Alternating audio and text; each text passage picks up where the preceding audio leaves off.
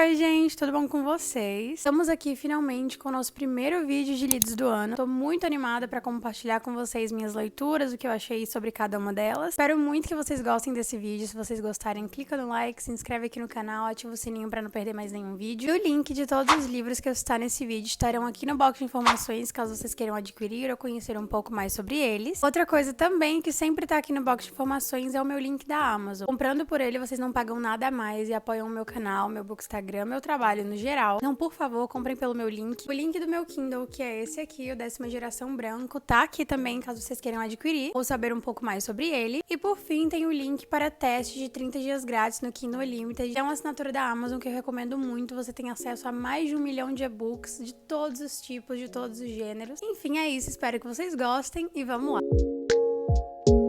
Bom, em janeiro eu li um total de 10 livros. Eu quis aproveitar que era meu último mês de férias e eu não tinha nada pra fazer, então tudo que eu fazia era ler ou assistir série, filmes, enfim. Alguns eu li físico e alguns eu li em e-book e eu vou compartilhar todos com vocês, falar da minha experiência, nota que eu dei, como foi, enfim.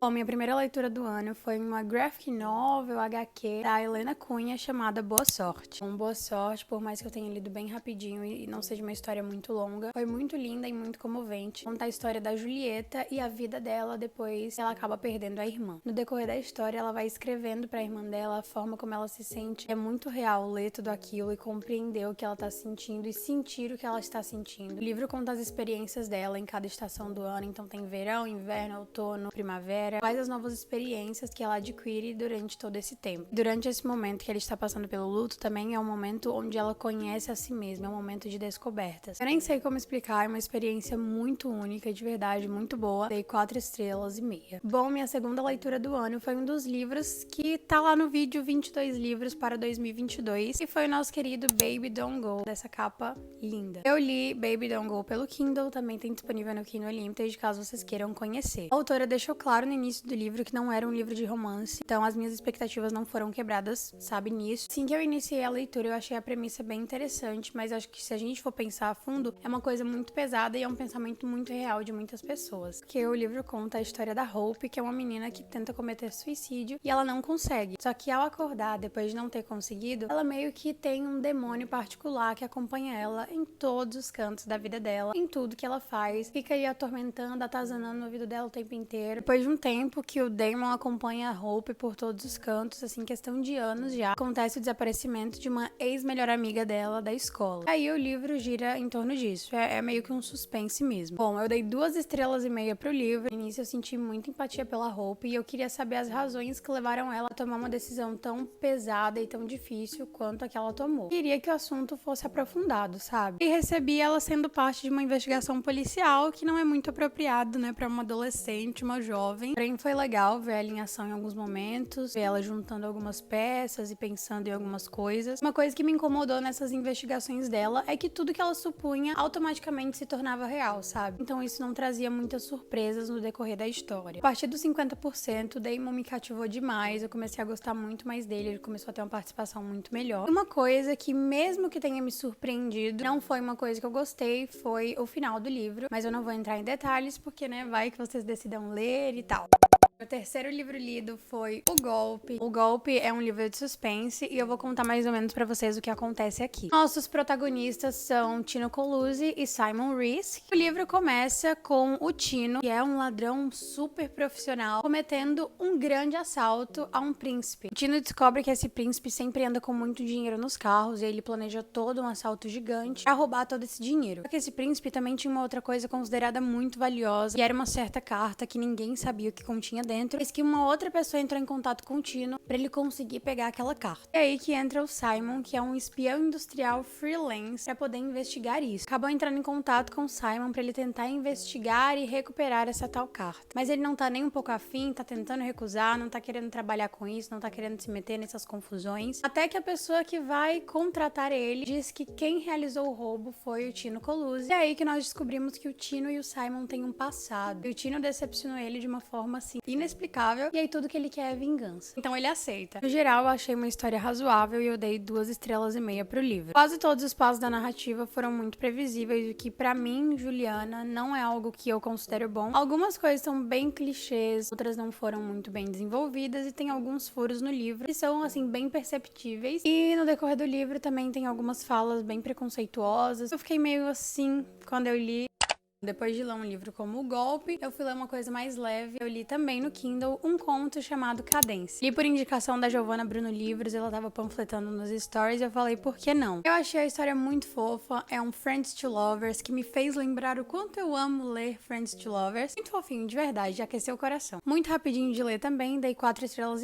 Agora minha próxima leitura foi uma coisa assim, surreal de bom, foi uma experiência. É isso que eu tenho pra dizer desse livro, que ele foi uma experiência. O livro que eu estou falando é As Vantagens de Ser Invisível. Toda vez que eu vou explicar pra alguém como eu me senti ao terminar esse livro, sempre uso aquele meme: Gilberto está há 5 minutos imóvel e em completo silêncio. Porque foi exatamente assim que eu fiquei. Eu terminei esse livro, eu deitei e fiquei olhando pro céu e falei assim, meu Deus, tinha assistido o filme há um tempinho atrás e eu amei demais, eu achei muito lindo, triste também. E aí eu já queria ler o livro há bastante tempo, tanto é que é mais um dos livros da minha lista de 22 para 2022. Ó, tem várias marcações, tem anotações nas páginas dos livros também. No final de cada parte eu também colocava um post-it, deixando alguma mensagem, falando alguma coisa. Todo o livro é por meio de cartas que o Charlie escreve para uma pessoa desconhecida, contando as experiências da vida dele. Até as piores coisas, coisas mais ruins, mais tristes, mais traumáticas. Esse livro aqui, em menos de 300 páginas, conseguiu me fazer refletir, conseguiu me fazer amar, conseguiu me fazer pensar e chorar e querer mais e não querer nada. Eu devorei esse livro aqui, só que ao mesmo tempo parecia que eu tava lendo ele em câmera lenta, porque eu consegui absorver cada palavra, eu consegui sentir cada coisa que o Charlie sentiu. E, gente, juro, não sei nem explicar. Só leiam isso aqui. Eu sei que experiências de leitura são individuais e que talvez tenham pessoas que não vão gostar desse livro. É um livro que eu pretendo muito reler, que eu acho que a cada vez que eu releio eu vou conseguir aprender e pensar mais sobre diferentes assuntos. Essa edição aqui, que contém um trecho inédito. Gente, esse trecho inédito foi uma das coisas mais lindas que eu já li. Leiam, por favor, eu tô implorando. E também vejam um post que eu fiz lá no Bookstagram sobre meus quotes favoritos, né, minhas frases favoritas. Enfim, dei 4,5 estrelas e favoritei, claro. Gente, tá muito calor, eu vou prender o cabelo um pouco. Essa blusa aqui não tá ajudando.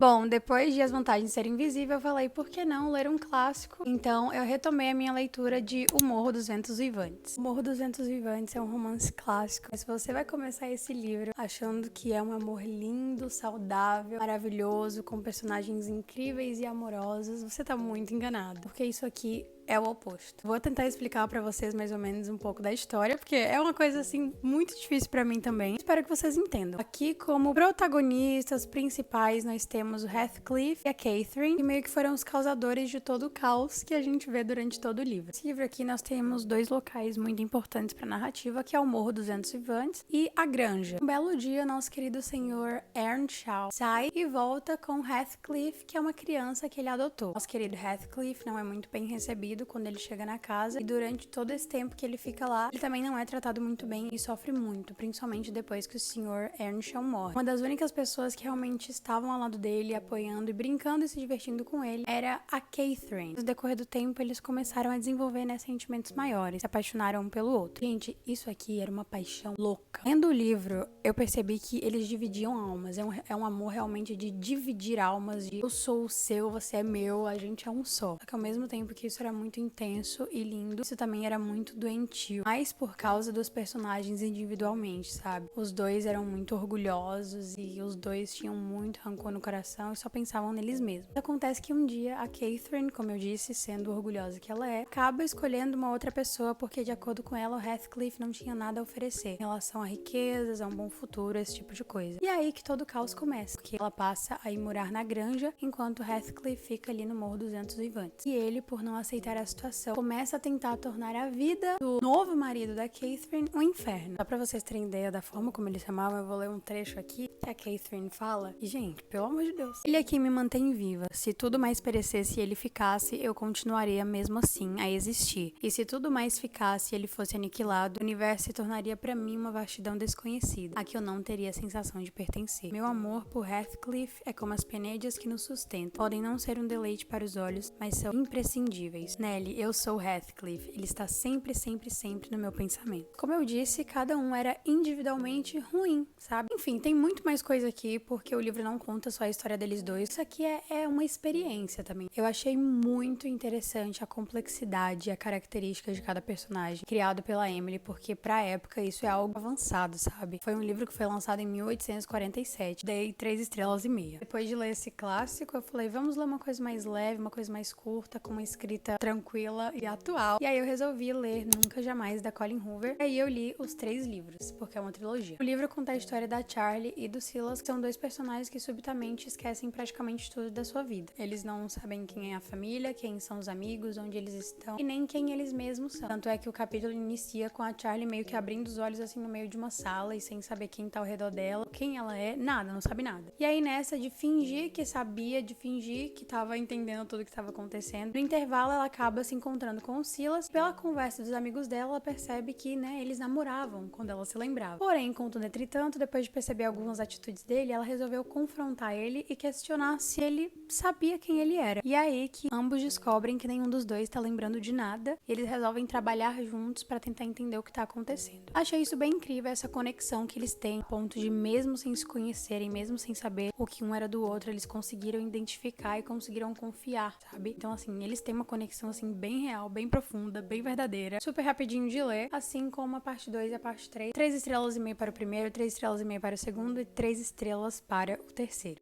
Por fim, nós temos mais um livro de suspense, que é esse aqui que eu li, chamado 6 Anos Depois. Esse livro aqui conta a história principalmente do Jake e da Natalie. Eles se conhecem meio que em um acampamento, retiro na verdade. Eles passam muito tempo juntos e desenvolvem esse amor inexplicável um pelo outro. E acontece que de repente a Natalie não quer mais ele e acaba o convidando pra ir no casamento dela com outro cara. Então ele vai pra esse casamento e no final da cerimônia ela vai conversar com ele e ele fala, cara, eu te amo, pelo amor de Deus, faz alguma coisa. E ela pede pra ele sumir da vida dela, nunca mais tentar entrar em contato de nenhuma forma. E aí o Jake, como cadela que é, obedece o que a mamacita diz. Só que 6 anos depois, ele vê uma notícia de que o Todd, que era esse marido da Natalie, tinha falecido e resolve entrar em contato de alguma forma. E aí que ele vai tentar ir atrás da Natalie, mas aí ele percebe que não tem nenhum registro da Natalie em lugar nenhum. É como se ela nunca tivesse existido na vida. E pra vocês saberem o resto, basta vocês lerem esse livro aqui. Aquelas. Eu li esse livro por recomendação da minha mãe, ela leu primeiro e falou assim, lê o livro, filha. Eu falei, ok, e comecei a ler. Eu primeiro pensei que era um romance, porque pra mim isso aqui tem muita cara de romance do Nicholas Sparks. Pra vocês não tem? Pra mim tem. Mas aí depois eu percebi que era um suspense, eu falei,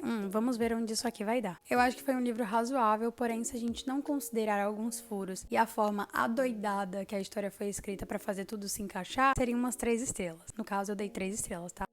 Enfim, é isso. Muito obrigada por ter assistido até aqui. Um beijo, muito amor, paz, luz e livros na vida de vocês. Tchau!